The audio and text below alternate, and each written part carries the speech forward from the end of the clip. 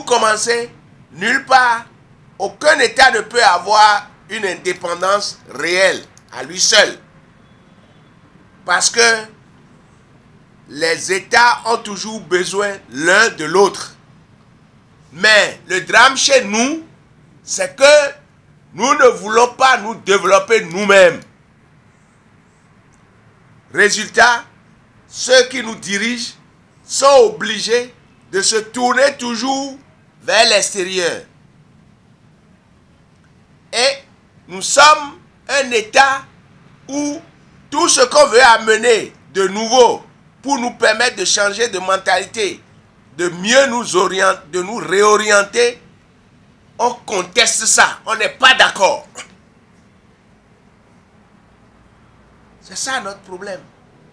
Donc, pour que nous soyons indépendants, comme vous l'avez dit, nous devons aussi, si nous voulons avoir une indépendance réelle, nous devons repenser notre système de voir les choses. Sur le plan économique, nous n'avons pas avancé. Nous n'avons pas avancé parce que notre pays ne connaît pas de gros capitalistes, malgré que nous soyons à côté du Nigeria. Notre pays ne s'est pas industrialisé, malgré que nous avons un grand marché qui est le Nigeria. Notre pays, les hommes d'affaires de notre pays ne veulent pas faire des efforts pour industrialiser le pays. Ils sont dans le système import-export. Ce qu'on appelle le socha-doucha. Donc, ça ne peut pas permettre à l'économie du pays d'évoluer. Et ça, depuis notre indépendance, nous sommes dans ça. Et ça fait que beaucoup ont peur, pour certains, d'investir dans l'industrie.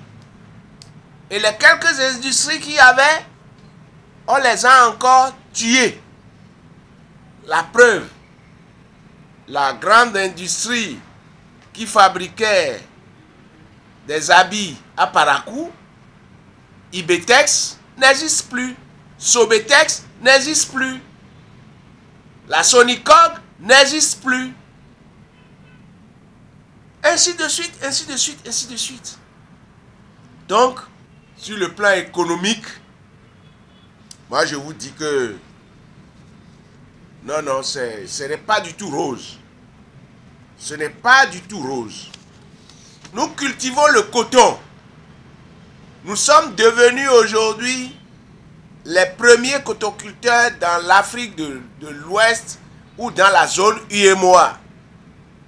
Mais nous continuons toujours pas à importer les tissus. Pourquoi on ne peut pas avoir une politique d'industrialisation de notre coton pour permettre l'ouverture de postes de travail à des jeunes? Et tout le monde veut faire importation. On importe pour vendre en même temps. Mais on ne veut pas industrialiser le pays. Donc, sur le plan économique, je peux vous dire que ce n'est pas rose du tout. Moi, je pense qu'il faut réfléchir autrement. Le développement de notre pays.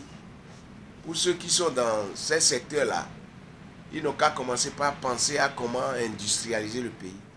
Ils n'ont qu'à laisser un peu la politique politicienne de côté et penser à une véritable politique de développement. Ce que le Béninois sait faire de mieux, c'est la politique politicienne. Or, cette politique politicienne ne nous amène pas au développement. Vous avez vu, après la conférence des forces vives, on a dit multipartisme intégral. Donc, ça a donné naissance à des groupuscules de partis. Ça a donné naissance à des partis familiaux. Ça a donné naissance à des partis ethnocentriques.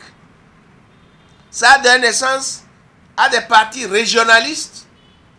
Et nous ne connaissons que faire de la politique politicienne.